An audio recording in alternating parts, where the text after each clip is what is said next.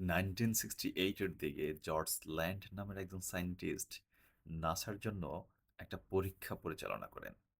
পরীক্ষার উদ্দেশ্য ছিল কারা আসলে ক্রিয়েটিভ জিনিয়াস বা অসম্ভব সমস্যাকে অভূতপূর্বভাবে সমাধান করতে জানে ওই লোকগুলোকে খুঁজে বের করা। জর্জ ল্যান্ড এই পরীক্ষাটি এতটাই কার্যকরভাবে পরিচালনা করেছেন, তিনি প্রথমে ১৬,০০০ বাচ্চাদের উপর এই পরীক্ষাটা পরিচালনা করেন যাদের বয়স ছিল ৫ বছরের নিচে। ফলাফল চমকে দেওয়ার মতো। ৫ বছরের নিচে বাচ্চাদের 98% ক্রিয়েটিভ জিনিয়াস পাওয়া গেল, যারা জন্মগতভাবেই স্বাধীনভাবে চিন্তা করতে জানে এবং সমস্যার সমাধান করতে জানে।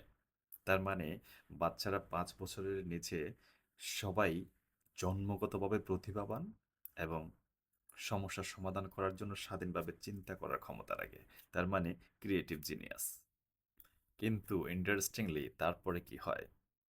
একই পরীক্ষা যখন একই বাচ্চাদের ১০ বছর বয়সে করানো হয়, তখন দেখা যায় এই পার্সেন্টেজ 30% এ নেমে আসে।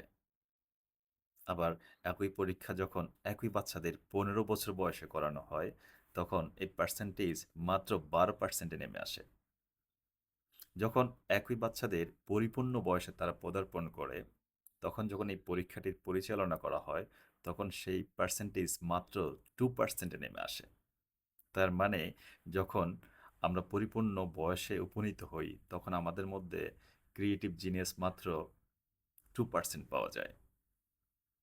তাহলে যেখানে আমরা জন্মগতভাবে অলমোস্ট সবাই জিনিয়াস ছিলাম বা মুক্তভাবে চিন্তা করার ক্ষমতা রাখতাম বা প্রতিভাবান ছিলাম, আমরা বেড়ে ওঠার সাথে সাথে আমাদের মধ্য থেকে সে সংখ্যা কমে যায় কেন? এটা কি আমাদের এডুকেশনাল সিস্টেম নাকি সামাজিক প্রেক্ষাপট?